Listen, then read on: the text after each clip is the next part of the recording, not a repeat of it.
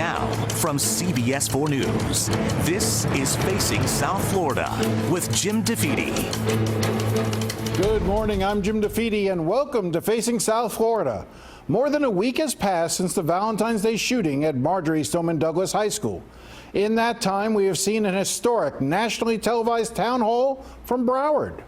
Senator Rubio, my daughter, running down the hallway at Marjory Stoneman Douglas, was shot in the back with an assault weapon, the weapon of choice. Senator Nelson, I was shot twice. I was grazed on my back and ricocheted on my chest. My best friend was killed right in front of me. Why do we have to be the ones to do this? Why do we have to speak out to the Capitol? Why do we have to march on Washington just to save innocent lives? Also watched as students from across the state boarded buses and held protests at the state capitol in Tallahassee. Never again! Never again! We're here to try and make a change because this cannot happen again. These 70 people did not have to die. We need stricter common sense gun control. This should not be happening. How would you feel if that was your child, wondering if she would ever see you again? I bet you damn well that bill would have been passed by now. So this is to every lawmaker out there. No longer can you take money from the NRA. No longer can you fly under the radar doing whatever it is that you want to do, because we are coming after you. And we witnessed an emotional listening session with the president in the White House. I'm very angry that this happened, because it keeps happening. 9/11 happened once, and they fixed everything. How many schools, how many children have to get shot? I don't understand why I could still go in a store and buy a weapon of war. And of course, there were funerals, far too many funerals. This morning, we're going to discuss the police response to the shooting and what we can do better the next time something like this happens. And there almost certainly will be a next time. On Friday, I had a chance to sit down with the Coral Springs Police Chief, Tony Pustizzi, whose officers were some of the first to reach the school. Chief, thank you very much for taking the time to come in. I know these have been some long and difficult days for you. Yes, they have. Let's go back to Valentine's Day. Take me through how you became aware. Obviously, I'm sure you probably heard it on the scanners, on the radio that you have, and what you encountered when you arrived at the scene. Well, it came out through our dispatch. It was an active shooter at Stoneman Douglas, which is a stone's throw away from Coral Springs. It borders our city. The only thing that separates it is the Sawgrass Expressway.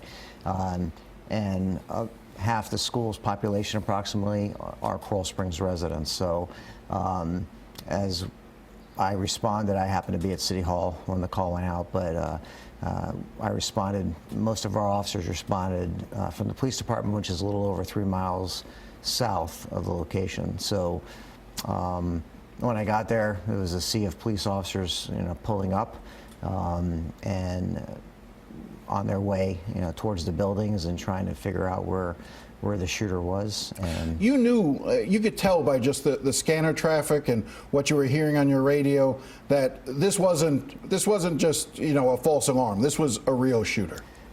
Yes, unfortunately, over the last couple of years, we've seen various types of shootings at schools. This one, it was apparent fairly quickly that there were a lot of rounds being fired, and that it was something that required as many resources as possible. Did you go into the building yourself? I approached the building, but we had so many officers that were already moving into the building. It's about a 45 acre campus. Yeah. It's a big school, very complex problem. And as I pulled up and walked up or ran up, a lot of my command staff was there, and we decided to pull back and start working with the sheriff's office to establish a command post, because one of the biggest issues is everybody's trained to go right to the active, suspect. A couple of variables in that, though. You never know if it's just one. Sometimes you don't know where exactly he is or she is. You're in positions where you got to cover the entire campus. So by setting that up as command staff, we try to cover the whole complex to make sure they don't get away. And I want to let the control room know I'm going to go slightly out of order if it's okay. I want to go to Israel Coral Springs sound because that's what we're talking about right now. You just brought it up. I want to play some sound that Sheriff Scott Israel had recently with regard to the response. Let's play that now if we can. I believe by the time the first Coral Springs police officer went in there, the killer was off premises. I know we had deputies clearly inside pulling bodies out. Information that maybe BSO told Coral Springs, don't go in until SWAT gets here. Can you address that? I've never heard that.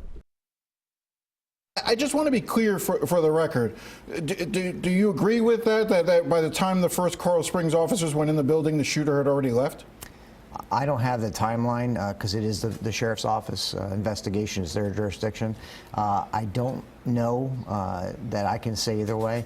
I think it was close proximity. We know that he tried to conceal himself leaving with other students. Do you think that it was because officers were coming into the building, he could tell officers were arriving, that's what prompted him to move and try to blend in and leave with the students?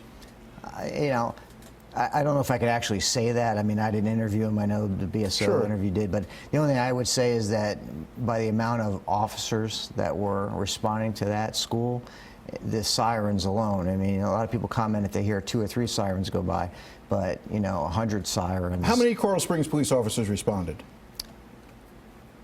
We had around 120, 130. 130 police officers? Yes.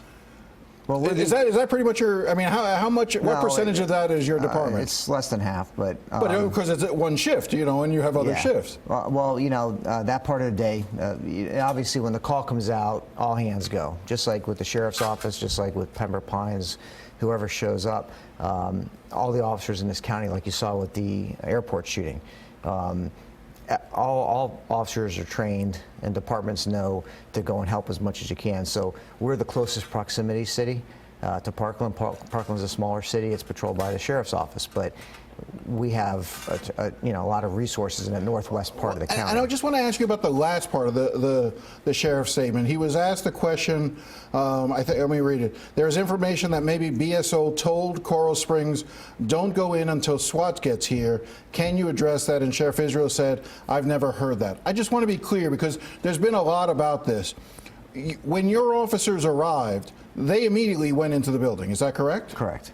And was BSO going in the building, or had BSO set up a perimeter at that point?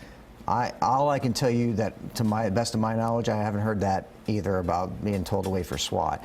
I know that along with our officers, when we were going in, BSO deputies were going in with us. Okay. Like I said, I didn't go in the building, but I know the radio traffic. I was in the command post. You could tell that the BSO and Springs officers were in there. And that's what you do. You don't wait for a SWAT team. A SWAT may be called out, but you form small units and you send them in an active shooter situation. That's Correct. The lesson from Columbine that we learned. That's how we're all trained, and that's when the sheriff expresses his disappointment. As a chief, I would be disappointed. Our officers are trained to attack the threat and neutralize the threat. Well, let's go to that sound. This is the sound for never went in. So let's play that sound now. But what I saw was a deputy arrive at the west side of Building 12, take up a position, and he never went in. Was he there when the shooter was still inside the building? Yes, he was. And so what should he have done? Went in, addressed the killer, killed the killer. The sheriff is talking about the sheriff's deputy who's assigned to that school. He's referring to video that he watched. That's how he knew that the officer, the deputy, waited outside. What was your reaction when you heard that? I agree with him 100%. Sheriff Israel and I, years ago, when we were a little younger, were SWAT commanders together. He was in the city of Fort Lauderdale. I was with Coral Springs. So we've worked together in tactical operations and grew up understanding the tactical environment and how you address active shooters and everything else. So I can, even though him and I didn't speak before he spoke on camera, I could see myself having to say the same thing. I was shocked to hear that he didn't go through. Let me just offer a defense potentially for the deputy. If I'm hearing automatic gunfire, meaning I can tell it's, or not automatic gunfire, but what's clearly an AR-15, an assault rifle, that's a recognizable sound. That sounds different than a handgun. If I know someone is heavily armed like that, and I've got maybe a 9mm, you know, is there any calculation that says to yourself, I'm outgunned here, I shouldn't go in? Not that's acceptable to me. Okay. You know, before pre-Columbine in 1999, you know, that was, you know, if you were to say, I was on a SWAT team back then. You know, SWAT was the main responder, but we equipped all of our SROs, all of our officers have, you know, long rifles.